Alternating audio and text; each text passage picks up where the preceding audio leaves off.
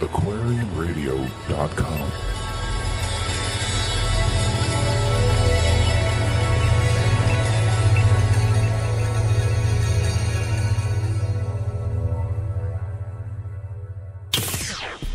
Aloha, this is Enki. You know me as Aquarius, and this is our age, the Sata Yuga, time to celebrate with us. We have programs on all chakra tantra, love styles and relationship choices, counseling strategies and techniques that you can use at home. We have extraterrestrial radio where we deal with alienology, paranormal people, and we have an experiencers network. We have a section called Ancient Aliens, and the programs therein are Enki Speaks, Nimma, the Mother of Humanity, has her program, and we revise ancient anthropology. And most important of all, we have peace paradigms, because this is the age of peace, harmony and understanding, sympathy and love abound. No more falsehoods or derisions, mystic crystal dreams and visions. And here are your hosts, Janet and Dr. Sasha Lessin. Aloha everyone, and welcome to Aquarian Radio at aquarianradio.com. This is a part of the Aquarian Radio Network and an episode of Enki Speaks. I'm your host, Janet Lessin, here with my co-host, anthropologist Dr. Sasha Lessin. This broadcast is a part of the series called Our Secret Governments Caught in War Between Anunnaki Princes Marduk and Nanar. Today we get some details from A.R. Borden, who was our representative to the link group that meets regularly with the extraterrestrials who have interests on Earth. And we will read some of his writing from Volume 1 of his journal, End Time Study. And take it away, Dr. Lessin. The Anunnaki, that's the word that we use for people who come from the planet Nibiru. These Anunnaki are Homo sapiens. They're lots like us, but they live hundreds of thousands of years. U.S. government officials who've dealt with the Anunnaki since the 1940s say the Anunnaki are 7 or 8 feet tall. They look almost like albinos. They are almost milky white. Their skin is like this white skin with a sort of sweat on it, and the sweat on their skin is something like a film, and it looks like a hair snow. And they have very, very white, woolly, kinky hair. Now, some of the Anunnaki wear their hair shoulder length. Others have it close-cropped, real short. Their eyes are red, if you actually see the eyes, but they're usually wearing these almost black contact lenses. Now, nowadays, the Anunnaki that have been working with our government always travel in pairs, 2 of them. The cellular electrical capacitance of these Anunnaki is way higher than ours, and that makes a sort of this energetic envelope which has got way higher electrical potential than ours. You can feel that.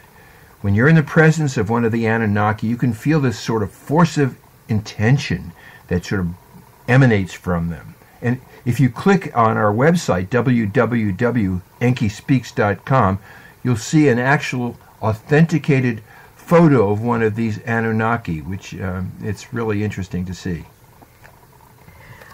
The U.S. government has to formally contend with the presence of 2 Anunnaki camps in conflict with one another, and they have to deal with both.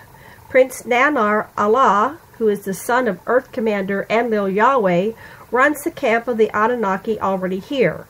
Nanar and his czars nowadays run all of Earth's institutions. But Prince Marduk, the rival, heads the Anunnaki camp of 330 of these guys from Nibiru, the Anunnaki, and they've been here since the 1970s, Marduk and his group. Marduk's brother, Ningishita, stopped cooperating with Marduk and has gone over to Nanar, is what Borden writes. Now, Marduk intends to get rid of Nanar and get us out of Nanar's matrix, so he says. Marduk is bringing with him, he says, someone called the dedicated human. And this dedicated human, whoever that is, will create a direct democracy, says Marduk, for those who survive the earth changes that we're going through very soon, starting now, because Nibiru is close. So let me give you a little background. In 2016 BCE, the Anunnaki chief scientist, Prince Enki, told his Sumerian scribe, Endubskar, that the Anunnaki rocketed to Iraq 450,000 years ago from a planet called Nibiru. Anunnaki enforcers from Nanar's camp warned Zecharia Sitchin, who is the scholar who translated what Endubskar wrote, and they warned him not to reveal the secret ways the Anunnaki here have controlled the world in recent centuries. Sitchin was able to let us know that Enki wrote that the Anunnaki came to Earth for gold to send back via Mars to Nibiru powder that they would powder into an atmospheric shield for their planet, their home planet, Nibiru. Miners from Nibiru spent lifetimes mining gold in Africa until 300,000 years ago. Enki manipulated the miners to mutiny. Then he won approval from Nibiru to replace the mutineers with the worker race, which was adapted from the Anunnaki genome. Enki, his sister Nima, and his son Nigashita first created short-lived slaves called Adamites, who are the descendants of Adam, with an M for Adam, from their own genome, but modified with clay, copper, and genes from an intelligent African hominoid, Homo erectus. 200,000 years ago, so 100,000 years have gone by since he made those first humans, the Adamites. 200,000 years ago, Commander Enlil started getting on Enki's back. He said, Enki, you got to make more efficient, intelligent, and obedient miners. The ones you got ain't doing it good enough. Well, in response, Enki had a lot of fun in response. He begat a line of earthlings. And these are called the Adapites. They have a P in the middle of it. That's after Adapa. P, Dapa. That's the boy that Enki made with a beautiful Adamite girl. 50,000 years ago, Enki and an Adapite beauty named Batanash begat Noah. His name was Zeasutra in those days. And Zeasutra, or Noah, carried Enki's long-lived genes. Noah ruled the Iraqi city of Sharpanik until the deluge of 13,000 years ago. Shurupak. Yeah, Sharpak. Okay, go ahead. Enki saved Noah and many of his subjects from the deluge, and the Anunnaki then ruled, and still do, through the descendants of Noah's sons, Shem, Ham, and Japheth. The Anunnaki helped the flood survivors proliferate and build cities of 50,000 people or more in the Middle East and in Egypt and in the Indus Valley. They built airports, pyramidal powerhouses, and temples around the entire earth. The Anunnaki ruled the new civilizations as though they were gods. The Anunnaki gave us the best and worst of planet-wide civilization. Kings, historians, taxes, temples, priests, bicameral congresses, record-keeping, log codes, library catalogs, furnaces, kilns, wheeled vehicles, paved roads, medicines, cosmogony, what's that word? Where are you, honey? C-O-S-M-O, cosmo... How the cosmos work, the study of the cosmos. Cosmogony, cosmology, festivals, beer, food recipes, art, music, musical instruments, musical notes, dance, textiles, and multicolored apparel. Sumerian schools taught mathematics, architecture, theology, writing, grammar, botany, zoology, geography, and they had, but didn't show us how to build, a worldwide energy grid, air, submarine, and interplanetary transport vehicles, and advanced computers. The Anunnaki also, however, brought us hierarchy, misogyny, violence, greed, slavery, debt, and war. Their wars included genocide and weapons of mass destruction. And in 2024 BCE, they even ruined their own eastern Mediterranean cities with nuclear blasts and fallout storms. Well, most Anunnaki went back to Nibiru by 311 BCE, but Nanar and his followers of pure ancestry stayed. Nibiran ancestry stayed. They secretly to this day, run everything on Earth.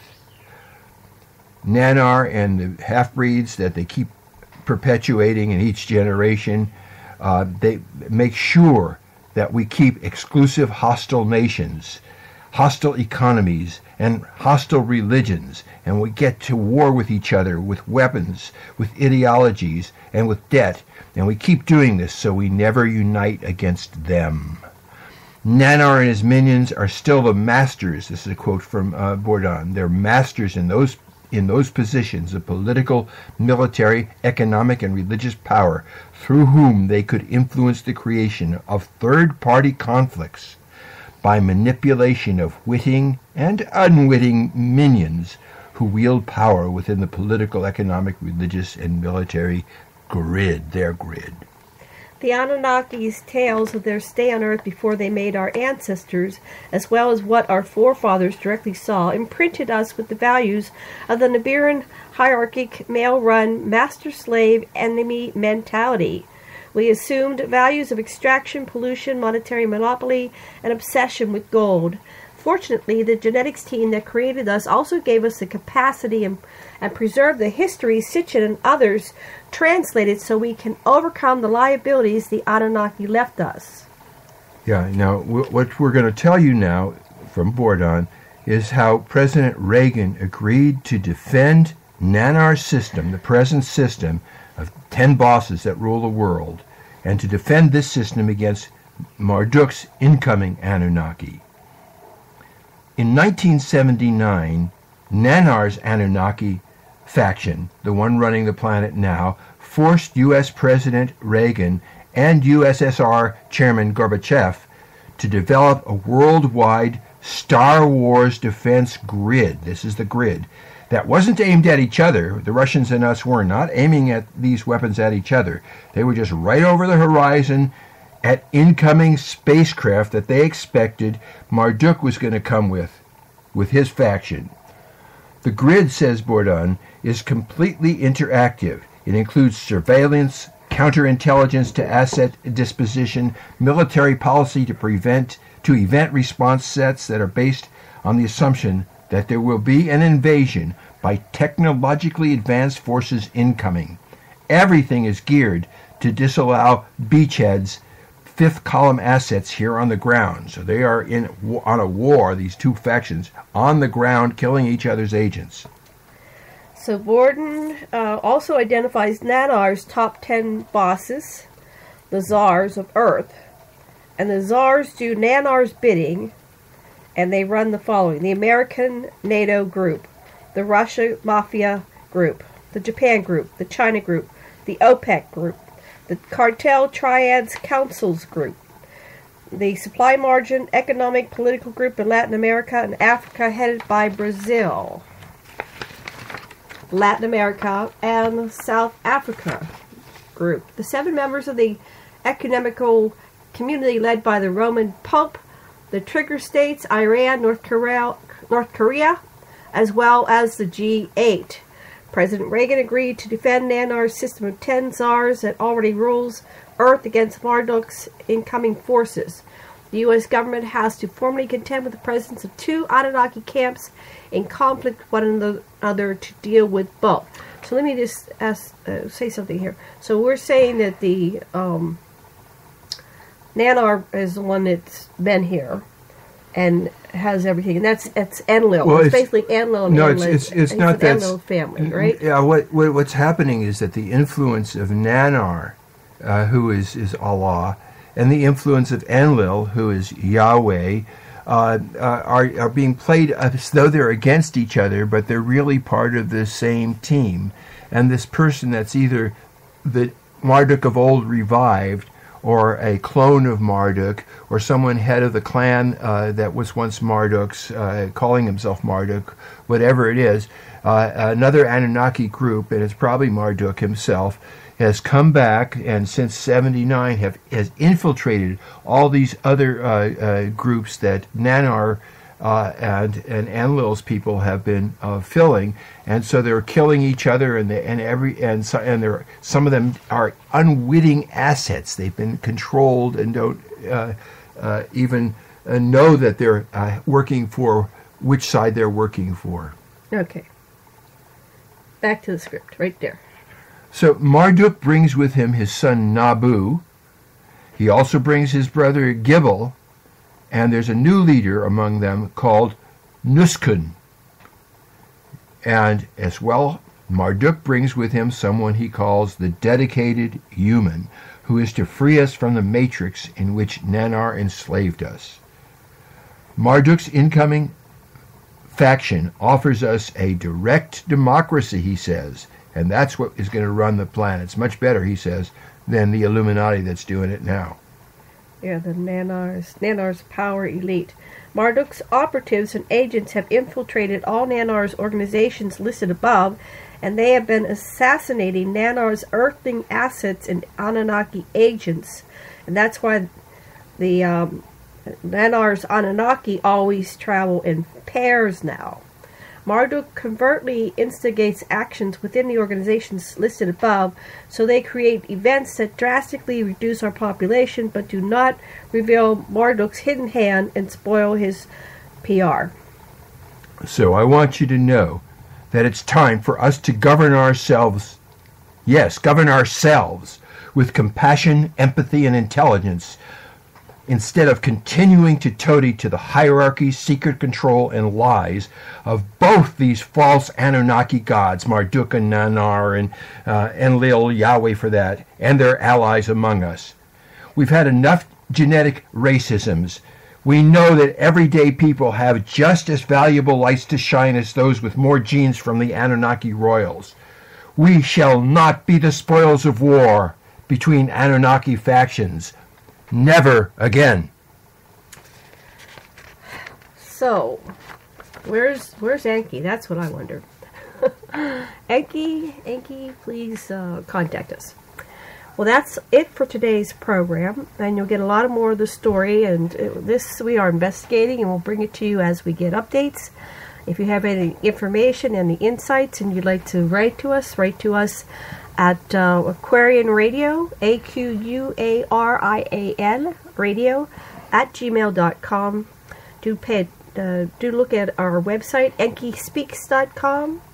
I have another site, nimba.com, extraterrestrialcontact.com, and Experiencers Network. If you're an experiencer, please do go to experiencersnetwork.com. And we keep posting more and more information as we get it. We would like to receive your information and updates. Please, no disinformation. I know you may not know what's information or disinformation, but there is a story emerging, and we are focused on it and bringing it to you. We'll be bringing you another episode of AR Board and Whistleblowing, and the activities of the Linkage Institute in the very near future. So do come back and stay tuned into Aquarian Radio at aquarianradio.com. And let's see, our books are Anunnaki, False Gods, which is our latest book, Anunnaki Legacy of the Gods, and Anunnaki Gods No More. And I have a book called Dance of the Souls, Pierce the Veil, which is my story of extraterrestrial and paranormal contact and my basic life story. And I think that's it for today, and we do appreciate that you have joined us. Thank you very much.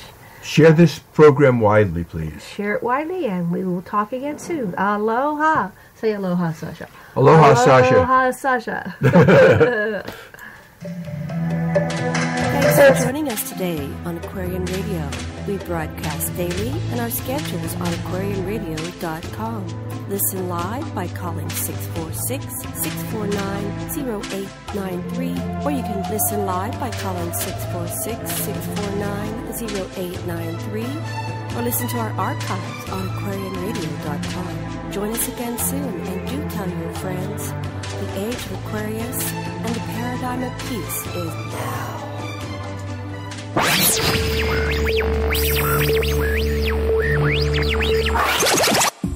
Aloha. This is Enki.